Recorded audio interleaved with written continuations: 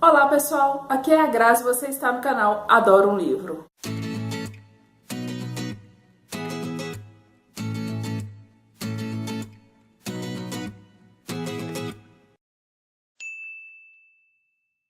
Hoje vim conversar com vocês um pouco sobre o livro Serial Killers Made in Brasil, da Ilana Casoy, que foi publicado pela Dark Side. Para quem não sabe, aí esse livro vai nos trazer algumas histórias de serial killers psicopatas aqui do Brasil. Aqui nós vamos ter 6 casos que a Ilana Casoy pesquisa mesmo, se aprofunda aí nas histórias para saber realmente o que aconteceu e o que levou essas pessoas, esses homens, a fazerem o que fizeram. Teve 2 casos aqui que foram os que mais mexeram comigo, que foram os que mais me impressionaram e os que mais me deixaram de estômago embrulhado mesmo, sem dormir e com a cabeça bem atordoada mesmo, porque são relatos aqui que você não imagina, principalmente quando o assunto é com criança. Você fica realmente mexida, você fica realmente revoltado, sabe, por saber que pessoas são capazes de fazer o que fizeram. Tem o por trás, tem o porquê, né? O porquê que eu acho que, por mais que você tenha sofrido na sua infância e adolescência, por mais que você tenha se traumatizado completamente, eu acho que cabe a você que sofreu o que sofreu procurar uma ajuda psicológica, procurar uma ajuda de algum familiar ou de algum amigo, tentar alguma ajuda, porque pode-se dizer que é muito simples você julgar a culpa no que te aconteceu quando você era criança, quando você era adolescente. Em praticamente todos os casos que a gente lê, que a gente ouve, esses serial killers, esses psicopatas, esses abusadores, eles sofreram muito na infância e na adolescência. Sofreram violência sexual, violência física, violência psicológica. Foram abandonados muitas vezes pelos pais, pelos parentes. Foram morar, em orfanatos, febens, moraram nas ruas e foram abusados também. Só que você fica pensando, imagina se todo mundo que sofreu alguma coisa, que sofreu alguma violência física ou psicológica fosse agir como eles. É bem difícil você conseguir imaginar isso. Então, na minha cabeça, na minha opinião, eu acho que não é uma desculpa, mas acaba levando a isso, acaba levando como um argumento para as atrocidades que muitos cometem. Então eu acho que é um pouco revoltante mesmo essa desculpa aí que muitos contam, para poder se justificar dos atos que cometem. Como eu disse, teve 2 casos aí que me chocaram, que mais mexeram comigo, dentre esses 6 que a Ilana nos traz aqui nesse livro. Um dos que mexeu comigo, talvez até pelas fotos que contém aqui, que eu não vou mostrar porque realmente é muito chocante, sabe? É uma coisa bem traumatizante, então eu não vou mostrar aqui, claro que não.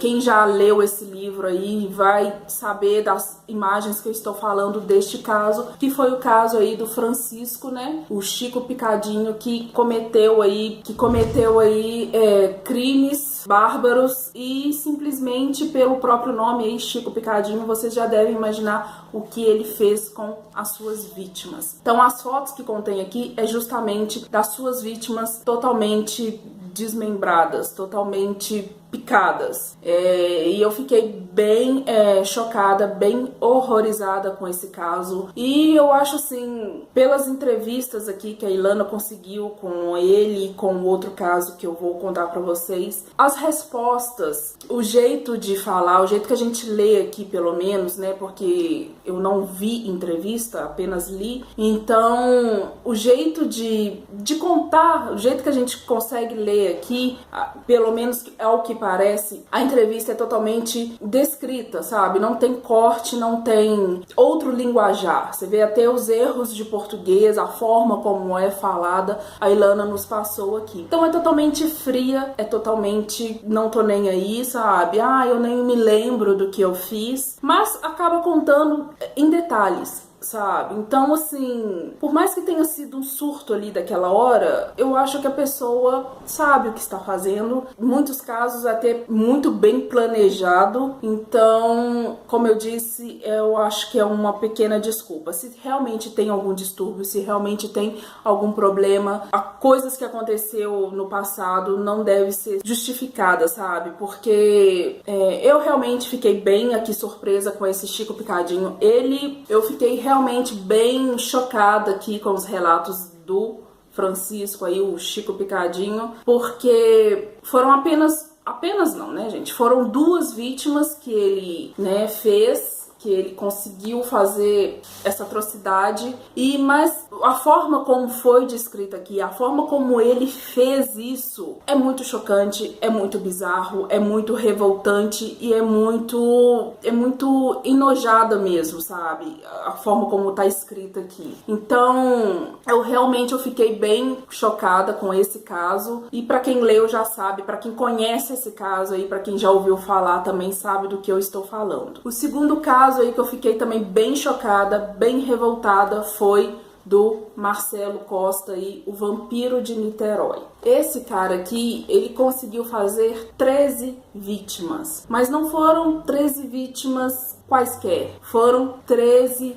crianças entre 5 e 12 anos. Então, a forma, vamos ter aqui 100 páginas praticamente só da história desse cara. A forma como ele dá a entrevista, a forma como ele conta em detalhes o que ele fez com essas crianças, simplesmente, até a própria Ilana aqui, antes de começar essas entrevistas, ela fala que quem tem o estômago fraco para pular, para simplesmente não ler essa parte, porque realmente, gente, principalmente no meu caso, tenho um filho pequeno, uma criança, tenho sobrinho pequeno, a forma como esse cara, o que ele faz com essas crianças, simplesmente é inenarrável, sabe? Não tem como entrar em detalhes, não tem como contar. Eu não vou contar, sabe? Eu só queria trazer pra vocês o quanto esse livro aqui é chocante e o quanto esses 2 casos mexeram comigo. Esse Marcelo, esse Vampiro de Niterói, ele faz coisas com essas crianças que você não imagina, que você jamais imaginaria, e que ao começar a ler, você simplesmente pensa, fala assim, não, isso não é possível, não tem condições um ser humano fazer isso com outro ser humano, um ser humano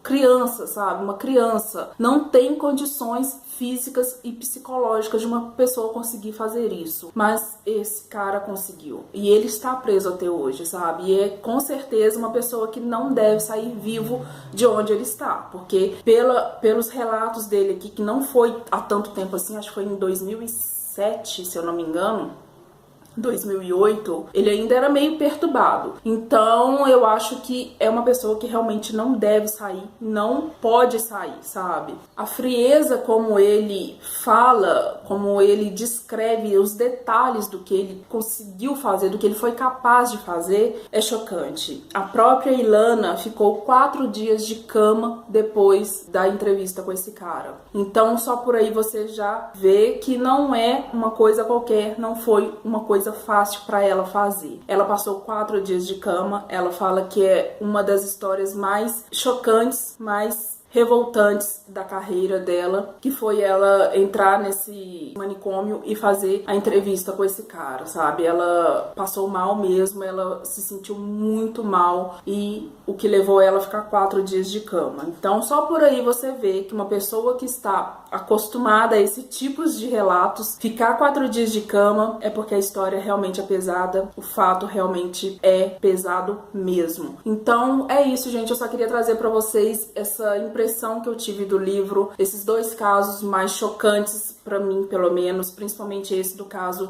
do Vampiro de Niterói aí, desse Marcelo. Eu tinha muita curiosidade de ler esse livro, eu já li o Louco ou Cruel, da Ilana também. Eu vou deixar até linkado aqui a resenha que eu fiz pra vocês. E eu queria trazer pra vocês esse daqui também, que era uma curiosidade que eu tinha. A curiosidade já foi aí, já apagou, não quero mais saber. Acho que pra eu ler de novo um livro com esse tipo de relatos vai demorar um bocado, viu? Porque realmente é uma história história chocante, é uma história pra te deixar com a cabeça bem pirada. Então é isso, se você já leu esse livro aí, conte aqui nos comentários o que você achou desse livro, o que esse livro te trouxe, se você conseguiu chegar até o final e o que você achou.